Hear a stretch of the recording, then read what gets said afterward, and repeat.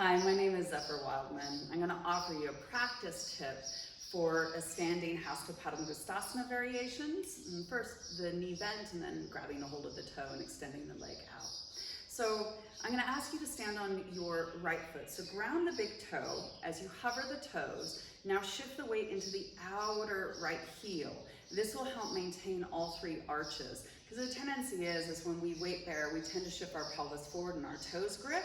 And all of a sudden we turn off our glutes, and all of a sudden the hip flexors, the psoas becomes really tight, and we create this contraction and downward movement. What I want to try is, as we ground the big toe, start to hover the toe, shift the weight into the heel, micro bend the knee, maybe notice more sensation of the glute activity, and then all of a sudden tone, as well as you start to build up the strength of the vastus medialis, which is that quadricep on the inner knee. So stabilizing the knee joint. Now, from this, come up onto your left toe. As you gaze at one point, knit together, zip up the zipper, lift the rib cage off the waist, and you're gonna lift your knee. Now, interesting enough, when we lift the knee, the tensor fascia lata turns on because it needs to tense.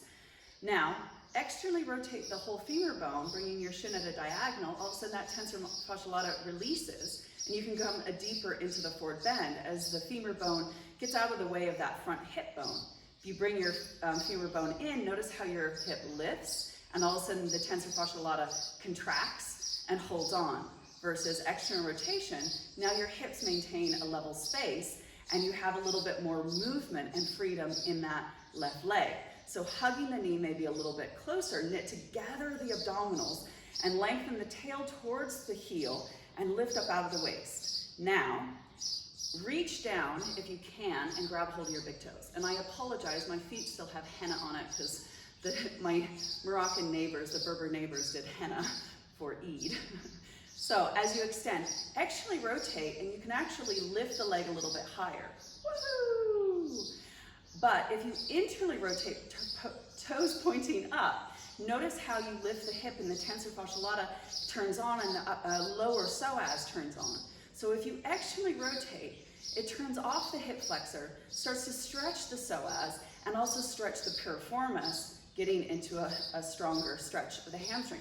Pull your toes up, draw your heel towards the floor, and all of a sudden you can drop your hip a little bit more effectively.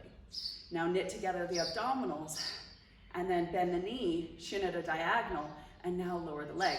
So just notice that when you bring your leg more than 90 degrees, you need an external rotation of the femur bone to be able to bypass the femur bone hitting the hip bone.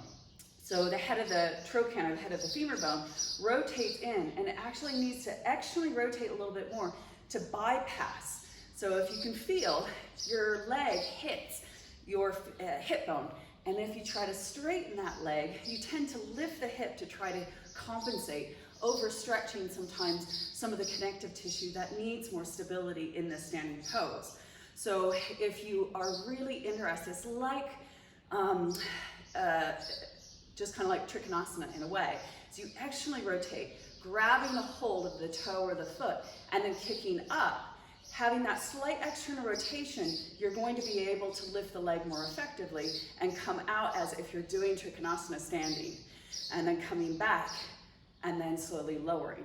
Try it the other way if you want to try internal rotation, and notice how destabilizing that is because the hip flexor and psoas gets involved. There's no piriformis strength. It's a little bit unstabilizing. So you take what you like and leave the rest. Try it out on your body before you teach it if you're trying to teach it, and get your head wrapped around of that subtle external rotation to be able to perform either the first stage, hugging the knee, second stage, grabbing the big toe and pulling it up.